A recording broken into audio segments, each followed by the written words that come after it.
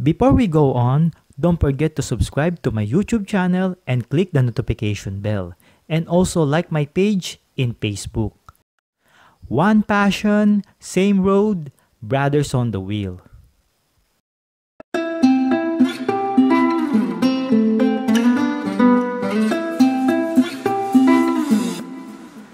First time kong magre-review ng isang model bike ng Shinrei Motors. Pero bago ang lahat, saan ba galing ang Shinrei? Located rin sila sa Chongqing, China, katulad rin ng mga ibang kilalang manufacturer ng motorcycle. Founded in 1997 na may 1,500 na empleyado sa paggawa ng 50cc to 650cc motorcycle. Kasama na rin dyan ang mga ATV units nila at nagsusupply in over 100 countries around the world. Siguro narinig nyo na yung MASH motorcycle sa Europe. Hindi pa? Motorstar Cafe 400. Yan, familiar na, di ba? Kasi nga pinakamurang 400cc highway legal bike. Yan, galing yan sa Shinrei Motors.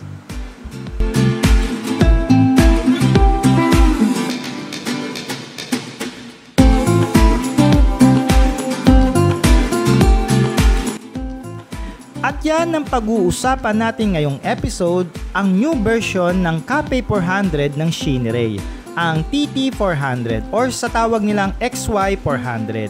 Siguro kaya ito tinawag na TT400, hindi edit sa mga brothers. Ang TT or sa tawag na Tourist Trophy ay isang pinakamatandang liga ng karera pagdating sa motorsiklo na nagsimula pa noong 1907. At hanggang ngayon, taon-taon, meron pa ring TT race event na isinasagawa sa Isle of Man sa Europe na nasa public road ang course ng karera. Kaya nga ito ay naging pinakadelikadong liga ng karera sa history ng motorsiklo.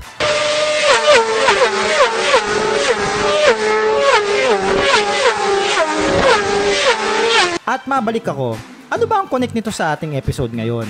Well, simple lang. Inspired model ang XY400 sa mga old race bike na ginagamit noong araw sa Tourist Trophy na inadapt naman nila sa mga rockers o sa kilalang cafe racer sa UK.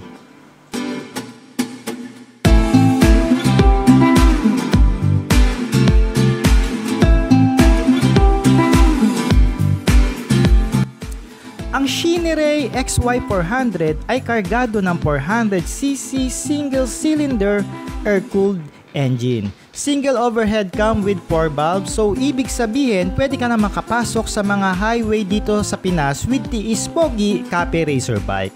Kaya nito makagawa ng maximum power na 27.6 horsepower at 7,000 RPM. At pagdating naman sa maximum torque, meron itong 30 Nm at 5,500 RPM. 5 ang cambio na may kickstart at electronic start. At syempre, naka-EFI na rin ang sistema ng gasolina nito. Nagamit ko na dati ang makinang ito hanggang NLEX pa nga nadaan ko pa siya. Meron siyang hatak at dulo na talaga namang nasagad ko hanggang 160 to 170 km per hour. At siguro ang gas consumption ay nasa 20 to 25 km per liter.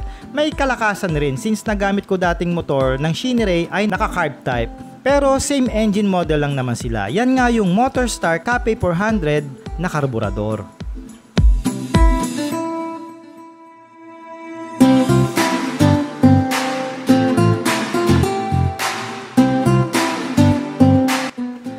Standard lang naman ang mga key features ng XY400 Cafe Racer. Wala namang espesyal pero syempre, alamin natin kung ano-ano yan. Ito ay may bigat na 151 kg at may seat height na 790 mm. Kung mga 5'5 ka pababa, tingkayad mode ka dito for sure. Fuel tank capacity 17 liters. Naka-disc brake na rin ang dalawang gulong ng XY400 with front ABS na may tire size na 100/90 sa harap at 130/80 naman sa likod na gumagamit ng 18 inches spoke wheel. Cockpit naka-clip-on handlebars. Of course, isa itong Cafe Racer na may dual rounded analog gauge panel. At naka-ordinary valve lang ang lightning instrument nito.